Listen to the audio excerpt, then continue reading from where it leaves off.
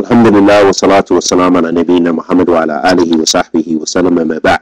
So we were talking about the hadith that the lawful is clear and the unlawful is clear, and between it are affairs that are doubtful.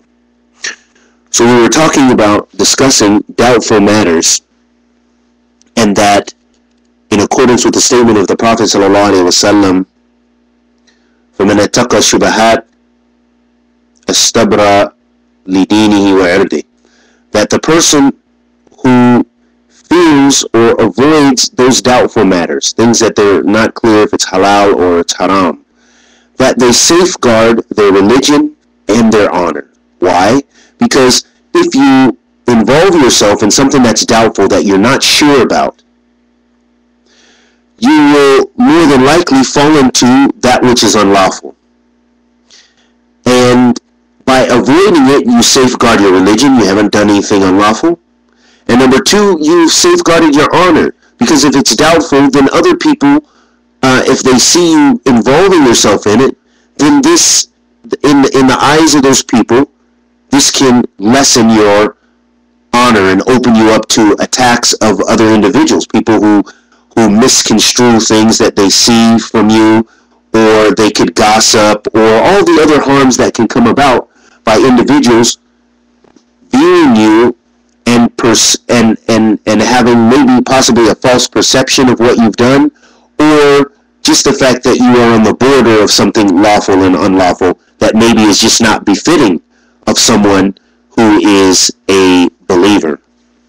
And so you protect yourself by staying away from those things.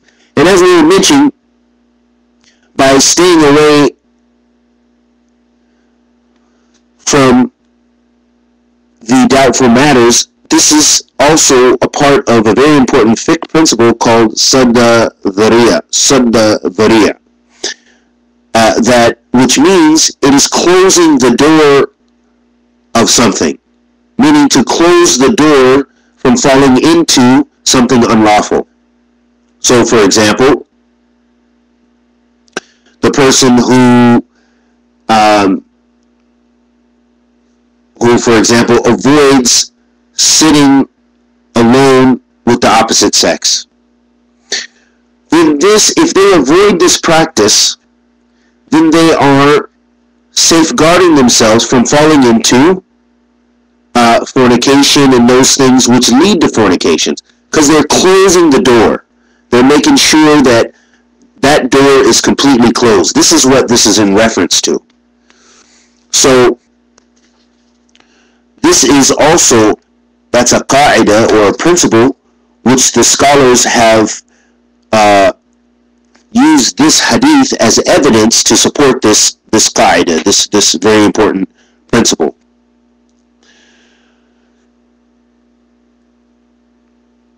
قال حافظ بن حجر رحمه الله تعالى: واختلف في حكم شبهات، فكيل تحريم وهو مردود، وكيل كراهة وكيل الوقت. Imam Ibn Hajar, Hafiz Ibn Hajar al-Asqalani, rahimahullah ta'ala, he said that the scholars, they differ over the ruling of those doubtful matters. Some of them say haram, say that it's totally impermissible, just because it's doubtful, that you should stay away from it. And he said that statement or position is rejected. It's not an accepted position. And he said that some say that it means that it is something that is disliked. And some, they just take a position that they keep silent regarding the matter. So it shows us that there are differences with the people of knowledge in regards to this, but that following the prophetic advice, that we should avoid those doubtful matters. And of course, when we're unsure of something, then ask the people of knowledge if you do not know. So if you do not know, go to those people who do know, or who at least can get to, that have access to the scholars in order to derive the correct ruling pertinent to your situation. Also, in the hadith, it illustrates the bu'd an muharramillah azza wa jal, that we should stay away from the things that Allah subhanahu wa ta'ala has made unlawful. Because the Prophet ﷺ gave the example, he said, he said it is like the sheep herder who grazes his sheep in a pasture, in someone else's pasture, or on the border of somebody else's pasture, and which he is afraid of those sheep falling into that pasture, going into someone else's pasture and taking from their pasture, eating their pasture. And then the Prophet ﷺ said, and verily every king or every leader has a pasture, meaning that, they have a flock, they have something which they safeguard, and that Allah subhanahu wa ta'ala's things that he safeguards is those things which are sacred and those things which are unlawful, those boundaries that we should avoid. Those are things Allah subhanahu wa ta'ala has set, that those are boundaries that we must avoid. That is the himmallah. And so we should, what this illustrates for us is that we should stay far away from those doubtful matters so that we don't fall into the things which are haram, the unlawful things, so that we don't go astray. قال ابن رجب رحمه الله تعالى وفي هذا إشارة إلى أنه ينبغي تباعد عن المحرمات وأن يجعل الإنسان بينه وبينها حاجزا. So Imam Ibn Rajab rahimahullah ta'ala, he said, and in this it makes the point that a person should be far from those things which are unlawful, and that they should put between themselves and that which is unlawful something in between them to protect themselves. And this is staying away from the shubahat, and this is staying away from the unlawful things, that you do things in order to protect yourself from it, to cut that path out. This is how the people of taqwa, of piety and God-fearfulness, how they operate. But most of us, as the general people, we tend to be light in these things and light about sin. Oh, it's not haram. I never heard anything that was mentioned in the Quran that it's haram, or something like this. But the people of taqwa, the people who fear Allah subhanahu wa ta'ala, the scholars, and those who and of course the Salaf as-Salih, the righteous predecessors, meaning the Sahaba, the Tabi'een, the Ittiba' Tabi'een, and those who followed them in righteousness. This is how they are about their religion, very serious and very serious about the sins. They were fearful of sinfulness. They viewed their sins, even the minor sins, as if they were towering mountains above them, ready to fall upon them.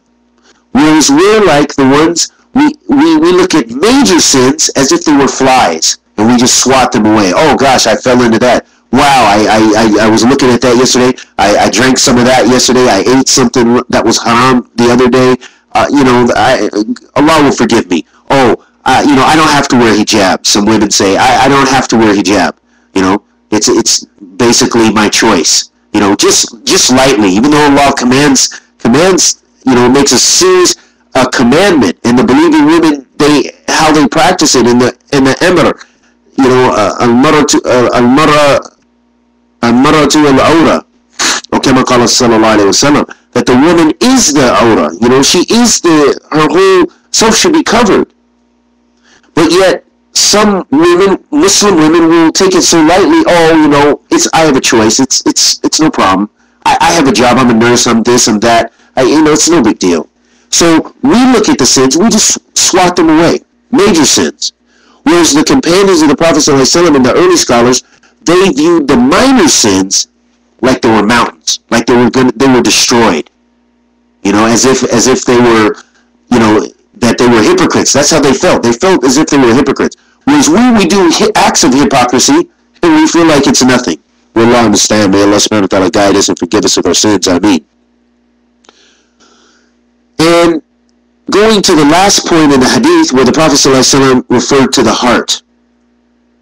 He said, and the scholars say, the qalb amir al-badan, that the heart is the leader of the body. Because the Prophet ﷺ said that إن في جسد مضغة إذا صلحت صلح الجسد كله وإذا فسدت فسد الجسد كله ألا وهي القلب. He said that in the body there is a piece of flesh or a morsel, and if it is pure, the whole body will be pure. And if it is becomes filthy or unhealthy, then the whole body will become unhealthy. And he said, verily it is the heart.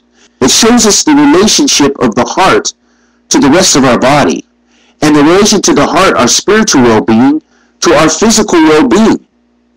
That you can see often when someone is spiritually sick, is if they're just bankrupt, like they just, they live almost in the lowest form of life. And sometimes they even believe they're very happy, but you almost always see them at one point, they'll come to an end and they'll crash. And so the person who is healthy in their spirituality, in iman, in faith, in Allah subhanahu wa ta'ala, and all the things that Islam has commanded, this person is healthy, and they have healthy characteristics, and their heart is content with iman. And so that gives us an idea about that relationship between the heart and the body, and that we should guard our heart, guard it by keeping away from those things which are unlawful, which Allah subhanahu wa ta'ala is displeased with. Some of the things that some of the fawaid that Sheikh Nadim Muhammad Sultan came up with, or derived from this hadith, Hafidhullah ta'ala, he said that one of the things that are derived from this hadith is that it is an obligation for the Muslim to be far away from those things which Allah subhanahu wa ta'ala is displeased with, that Allah subhanahu wa ta'ala has made unlawful, and that he or she should make between his or herself those things something to safeguard them from falling into the unlawful practices. Also, that the Muslim should strive to protect his honor. The Muslim should strive to protect his or her honor. Your honor is very sacred.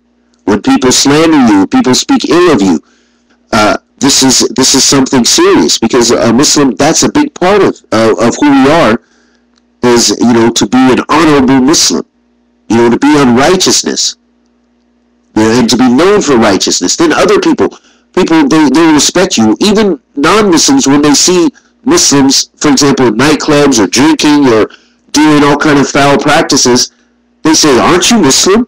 I mean, you hear this all the time. You hear this story related and so forth, that people they become surprised, because they even have an image that, hey, a Muslim is supposed to walk straight. A Muslim is supposed to be doing that which is right. What are you doing here at the club? What are you doing here having that drink? What are you doing smoking weed? What are you doing, whatever the individual is doing?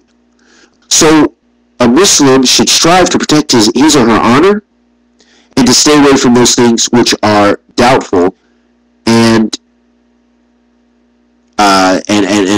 protect their religion.